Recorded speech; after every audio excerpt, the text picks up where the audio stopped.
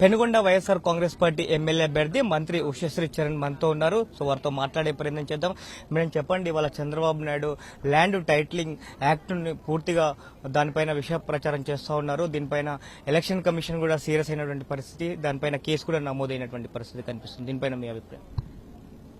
ఈ రోజు చంద్రబాబు నాయుడు గారు రాజకీయాలు ఎంత దిగజారిన రాజకీయాలు చేస్తున్నాడంటే, ప్రతి ఒక్క రాష్ట్ర వ్యాప్తంగా ప్రతి నియోజకవర్గంలో కూడా ఐవీఆర్ఎస్ కాల్ ద్వారా విష ప్రచారం చేస్తున్నారు. అంటే ల్యాండ్ టైటిలింగ్ యాక్ట్ కింద మన పార్టీ కానీ సీఎం గారు కానీ ఏదో వేరే రకంగా చేస్తారనే విష ప్రచారం చేస్తున్నాడు. అయితే ల్యాండ్ టైటిలింగ్ యాక్ట్ అంటే చాలా క్లియర్ గా ఉంది. దాని గురించి చంద్రబాబు నాయుడు గారు 40 ఏండ్ల ఇండస్ట్రీ, మళ్ళా 14 ఏండ్ల ముఖ్యమంత్రి గారు ఫస్ట్ ఏది తెలుసుకోవాలంటే ఈ Chandrababu Naidu land titling act అంటే ఏ రైతు ఉంటాడో ఆయనకి సంపూర్ణమైన భూ హక్కు కల్పించడమే మన ముఖ్యమంత్రి గారు అదే లక్ష్యంగా ధ్యేయంగా ఈ రోజు కూడా 15,000 మంది సర్వేయర్ ని రాష్ట్ర వ్యాప్తంగా రిక్రూట్ చేసి భూములన్నీ కూడా కొల్చే ఒక కార్యక్రమంకి శ్రీకారం చుట్టినాం.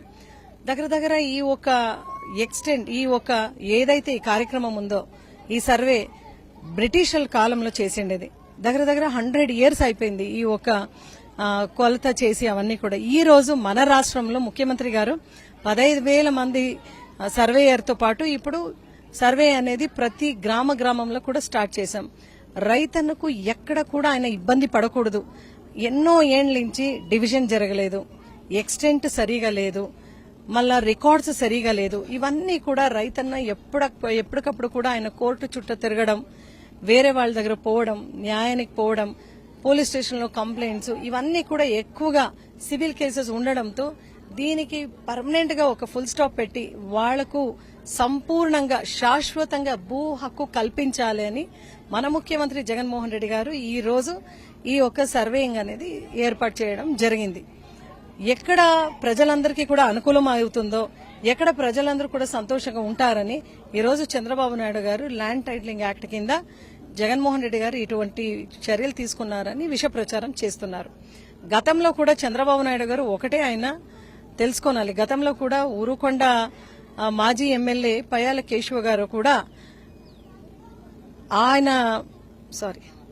గతంలో కూడా పయ్యాల కేశవ ఊరుకొండ ఎమ్మెల్యే గారు కూడా దీని గురించి మాట్లాడుతూ ల్యాండ్ టైటిలింగ్ యాక్ట్ కింద మాట్లాడుతూ దీన్ని అమలు చేయాలి, ఈ ల్యాండ్ టైటిలింగ్ యాక్ట్ అనేది జారీ చేయాలి, అప్పుడే రైతులకు కూడా మంచిది జరుగుతుంది అని టీడీపీ ఎమ్మెల్యే మాట్లాడిన ఒక సీన్ కూడా మనము ఆ రోజు నేనున్నాను. ఆ రోజు అటువంటి ఒక అసెంబ్లీలో మాట్లాడిన పరిస్థితి కూడా మనం చూసాం. ఎందుకంటే ఆ రోజు కూడా మేము అసెంబ్లీలో ఉన్నాం, విన్నాం. మళ్ళీ ఈ రోజు అదే పార్టీకి చెందిన చంద్రబాబు నాయుడు గారు దీని గురించి మాట్లాడేది చాలా హాస్యాస్పదంగా ఉంది. ఈ రోజు ఒకటే మాట చెప్తున్నాం, ప్రతి ఒక్క విచారంలో కూడా ఆయన విష ప్రచారం చేస్తున్నారు. ఎక్కడెక్కడ జగన్మోహన్ రెడ్డి గారు మంచిది చేయాలి అనే సంకల్పంతో ముందుకు వెళ్తున్నారు, అక్కడ విష ప్రచారం జరుగుతోంది. రాష్ట్ర ప్రజలందరూ కూడా దీన్ని గమనించాలి. ఎందుకంటే అవ్వతాతలకు అనుకూలం అవుతుంది అని తన చంద్రబాబు నాయుడు గారు తన మనిషి నిమ్మగడ్డ రమేష్ ద్వారా ఈసీ కంప్లైంట్ పెట్టి మళ్ళా వాలంటీర్ వ్యవస్థ ఎక్కడ పోయి వాళ్ళకి మంచిది చేస్తుంది అని చెప్పి ఈ రోజు దాన్ని నిలిపేసినారు. ల్యాండ్ టైటిలింగ్ యాక్ట్ కింద రైతులందరికీ కూడా మంచిది జరుగుతుంది అని ఈ రోజు విష ప్రచారం చేస్తున్నారు. ల్యాండ్ టైటిలింగ్ యాక్ట్ తెస్తే భూ హక్కులు సర్వం కూడా ప్రభుత్వం ఆధీనంలో ఉంటాయి. సో ప్రభుత్వం ఎవరికంటే వారికి రైతు అభిప్రాయం తెలియకుండానే ఇతరులకు కూడా మార్చే అవకాశం ఉంటున్నటువంటి విష ప్రచారం కూడా చేస్తా ఉన్నారు చంద్రబాబు. అట్లా ఎట్లా పడితే అట్లా రికార్డ్స్ నుంచి భూములు ఎక్కించుకోవడము నిజంగానే కళ్యాణదుర్గంలో గతంలో నేను అక్కడ ఎమ్మెల్యేగా ఉన్నప్పుడు నేను చూసినాను. కంబదూరు ప్రాంతంలో టీడీపీ నాయకులే దాన్ని ఎట్లా పడితే అట్లా ఎక్కించుకునే కార్యక్రమం వాళ్ళ ప్రభుత్వంలో జరిగింది. ఇప్పుడు ల్యాండ్ టైటిలింగ్ యాక్ట్ కింద చాలా నీట్ గా ఈ సర్వేయర్స్ వెళ్లి వాళ్ళందరినీ కూడా పిలిచి, ఫార్మర్స్ అందరినీ కూడా చుట్టుపక్కల సర్వే నంబర్స్ వాళ్ళందరినీ కూడా పిలిచి నీట్ గా మనము రాయి కూడా ఏదైతే బౌండరీ ఫిక్స్ చేస్తామో రాయిని కూడా బాగా పాతేస్తే అక్కడ రైతులందరికీ కూడా కన్సెంట్ తీసుకుని వాళ్ళ ఎక్స్టెంట్ ఏదైతే ఉందో డివిజన్ అయిందా రికార్డుకి ఎక్కించిందని చేసి శాశ్వతమైన భూ హక్కుని రైతుకి కల్పించే ఒక స్థాయి జగన్మోహన్ రెడ్డి గారు తీసుకున్నారు. అట్లాంటి చర్యలు వాళ్లే తీసుకున్నారు. ఈ దేశవ్యాప్తంగా చూసుకున్నా కూడా ఏ ముఖ్యమంత్రి కూడా ఇటువంటి చర్యలు తీసుకోలేదు. జగన్మోహన్ రెడ్డి గారు ఇటువంటి చర్యలు తీసుకుని రైతులందరికీ కూడా మంచిది అవుతా ఉంది అని ఆయన చాలా కడుపుమంటతో ఈ రోజు ఆ మాట చెప్తా ఉన్నాడు. గతంలో కూడా సచివాలయాలను జగన్మోహన్ రెడ్డి తీసుకొచ్చినప్పుడు గతంలోనే మేము దీని గురించి ఆలోచన చేశాము సచివాలయాలు అని చెప్పారు. ఆ తర్వాత వాలంటీర్ వ్యవస్థ తీసుకొచ్చినప్పుడు ఇది గోనె సంచులు మోసే ఉద్యోగం అన్నాడు. ఇప్పుడేమో మళ్ళీ వాలంటీర్ వ్యవస్థను తీసుకొచ్చి 10,000 జీతం ఇస్తామంట. అంటే ఏదైనా జగన్మోహన్ రెడ్డి చేస్తేనేమో తప్పు, చంద్రబాబు నాయుడు చేస్తేనేమో ఒప్పు అన్నట్టుగా వివరిస్తా ఉన్నారు మేడం. దీనిపైన మేడం చంద్రబాబు నాయుడు గారు అయితే చేసింది అయితే ఏమీ లేదు. మనం ఏది మంచి చేస్తామో ఆయన కామెంట్ చేస్తాడు. ఈ రోజు ఆయనకు బలం లేదు అని ముగ్గురును కూడా కూటమితో వచ్చినారు. నిన్న కూడా మీరు చూశారు ధర్మవరంలో అమిత్ షాని పిలుచుకొని వచ్చి లేనిపోని ఆరోపణలు చెప్పి మన ప్రభుత్వం పైన అదే విధంగా జగన్మోహన్ రెడ్డి గారి పైన ఎమ్మెల్యేల పైన ఎంపీల పైన విష ప్రచారం చేస్తా ఉన్నారు. ఆ రోజు కూడా తెలంగాణలో ఇదే రకంగా అమిత్ షా గారు ఎన్ని ర్యాలీ చేసినా ఎంత స్పీచ్ ఇచ్చినా కూడా అక్కడ కాంగ్రెస్ ప్రభుత్వం వచ్చింది. కనీసం వాళ్ళ డిపాజిట్ కూడా బీజేపీ పార్టీ తీసుకోలేకపోయినారు. ఈ రోజు వాళ్ళు జతగట్టు వచ్చినారు కాబట్టి మాకు ఇంకా ప్లస్ అయింది. ఎందుకంటే వాళ్ళు సెంట్రల్లో చేస్తున్న ధోరణ కూడా మనం చూస్తున్నాం. పవన్ కళ్యాణ్ ఎవరు నమ్మే పరిస్థితిలో అసలు లేదు. ఇంకా చంద్రబాబు నాయుడు అయితే అబద్దాలు.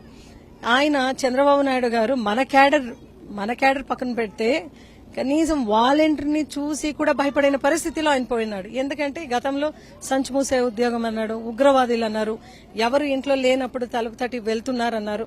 అటువంటి వాలంటీర్ వ్యవస్థ ఈ రోజు శబాష్ అనేట్లా జగన్మోహన్ రెడ్డి గారు పరిపాలించినారు. కాబట్టి ఈ రోజు ఈర్ష్యతో మళ్ళా వాలంటీర్ వ్యవస్థకి ఏదో ఆయన చేసి నమ్ముతారనుకుంటున్నారు. బట్ ఎవరు కూడా చంద్రబాబు నాయుడు గారిని నమ్మే పరిస్థితిలో లేదు. ఎందుకంటే 2-4 ధోరణ అయింది అని మొత్తం రాష్ట్రానికి అర్థమైపోయింది. ఏ నోరుతో అమ్మఒడి ఒకరికిస్తే రాష్ట్రం శ్రీలంక అయింది అన్నాడు, అదే నోటితో నలుగురికి అమ్మఒడి ఇస్తానని అంటున్నాడు. ఏ నోటితో ఆయన ఆ రోజు వాలంటీర్ని తిట్టినాడు, ఈ రోజు అదే వాలంటీర్కి 10,000 ఇస్తానని చెప్తున్నాడు. ఏ రోజైతే వాళ్ల టీడీపీ ఎమ్మెల్యే అసెంబ్లీలో ల్యాండ్ టైటిలింగ్ యాక్ట్ కావాలని పయ్యల కేశవ్ గారు అన్నారు, ఈ రోజు ఈయన చంద్రబాబు నాయుడు గారు వద్దు అంటున్నారు. అంటే టీడీపీ వాళ్ళు బ్యాలెన్స్డ్ గా లేదు. కొద్దిగా జగన్మోహన్ రెడ్డి గారు చేస్తున్న సంక్షేమ పథకాలు, మళ్ళా బస్ యాత్రకు వస్తున్న జనాలు, సార్ క్యాన్వాస్ కి జగన్మోహన్ రెడ్డి గారి క్యాన్వాస్ కి వస్తున్న జనాలు చూసి వాళ్ళకి కొద్దిగా తల తిరిగింది. అంటే నిజంగా వాళ్ళకి కొద్దిగా మెంటల్ ఎక్కింది. కాబట్టి ఇటువంటి మాటలైతే మాట్లాడుతున్నారు. బట్ రాబోయే రోజుల్లో ఈ పెనుగొండ నియోజకవర్గంలో హైయెస్ట్ మెజారిటీతో జెండా ఎగరేసి అదేవిధంగా 175 కు 175 సీట్ ఖచ్చితంగా తీసుకొని మళ్ళా జగన్మోహన్ రెడ్డి గారు సీఎం అవుతారనే అఖండమైన విశ్వాసం ప్రజల్లో ఉంది. మేమందరూ క్యాన్వాస్ చేస్తుంటే బ్రహ్మహర్తి పడుతున్నారు. మళ్లీ జగనన్న ముఖ్యమంత్రి అవుతారు. ఈ పెనుగొండలో ఖచ్చితంగా మనం గెలుస్తామన్న విశ్వాసం ప్రకటిస్తూ జై జగన్. గతంలో తిరుపతి పర్యటనకు అమిత్ షా వచ్చినప్పుడు తన పైన రాళ్లదాడి చేసినటువంటి వ్యక్తి చంద్రబాబు నాయుడు. గతంలో పోలవరం నిర్మిస్తున్నటువంటి సమయంలో చంద్రబాబు నాయుడుకి పోలవరం ఒక ఏటీఎం లాగా మారిందని చెప్పి కామెంట్ చేస్తున్నటువంటి పరిస్థితి. బట్ ఈ రోజు అందరూ ఒకే స్టేజ్ మీద కూర్చొని ఖచ్చితంగా మళ్ళీ కూటమినే గెలిపించాలి, కూటమి అధికారంలోకి వస్తేనే అటు కేంద్రంలో బీజేపీ, ఇటు రాష్ట్రంలో కూటమి అధికారంలోకి వస్తే అటు పోలవరం ప్రాజెక్టు కానీ ఇటు అంద్రినీవా ప్రాజెక్టు కానీ అన్ని ప్రాజెక్టులు పూర్తి చేసి ప్రతి ఎకరాకి నీళ్లు అందిస్తామని చెప్పి చెప్తున్నారు పరిస్థితి. మళ్ళీ 2014 వీళ్ళు కూటమిగానే ఉన్నారు కదా, ఆ రోజు ఎందుకు కంప్లీట్ చేయలేదు పోలవరం? 2014లో కూటమిగానే ఉన్నారు చంద్రబాబు నాయుడు, టీడీపీ, మళ్ళీ బీజేపీ. ఆ రోజు హంద్రీనీవాకు వాళ్ళు ఎందుకు ఉపకారం చేయలేదని అడుగుతున్నాను. ఆ రోజు ఈ అమిత్ షా వస్తే రాళ్లతో దాడి చేయించినాడు. మోదీ గారికి కనీసం తన భార్యని చూసుకునే అర్హత లేదు, దేశాన్ని ఎట్లా ఏల్తానని చంద్రబాబు నాయుడు గారి స్వయాన అదే నోరుతో చెప్పినాడు. ఈ రోజు విజయవాడ సాక్షి వేదిక సాక్షిగా మోదీ అంటే అభివృద్ధి అంటాడు. మళ్ళా ధర్మవరం వేదిక సాక్షిగా అమిత్ షా మళ్ళా చంద్రబాబు నాయుడు గారు కలుసుకొని ఈ రోజు వాళ్ళిద్దరు కూడా కలిసి వస్తే అభివృద్ధి అంటారు. అంటే వాళ్ళు చెప్పే వాళ్ళకి పిచ్చి ఉండొచ్చు, వినే వాళ్ళకి పిచ్చి లేదనే క్లారిటీ అయితే ప్రజల్లో ఉంది. కూటమి అభ్యర్థులు ఏదైతే ప్రకటనలు చేస్తున్నారో సో వాటిని కూడా ప్రజలు నమ్మే పరిస్థితుల్లో లేరని, చెప్పే వాళ్లకు పిచ్చి ఉందేమో కానీ వినే వాళ్లకు పిచ్చి లేదని చెప్తున్నారు. పెనుగొండ నియోజకవర్గంలో మరోసారి వైఎస్ఆర్ కాంగ్రెస్ పార్టీ జెండా ఎగరబోతుందని, రాష్ట్రంలో మరోసారి వైఎస్ జగన్మోహన్ రెడ్డి ముఖ్యమంత్రి కాబోతున్నటువంటి ఆశాభావాన్ని ఉషశ్రీ గారు వ్యక్తం చేస్తున్న పరిస్థితి కనిపిస్తుంది. దిలీప్, సాక్షి న్యూస్, పెనుగొండ, శ్రీ సత్యసాయి జిల్లా.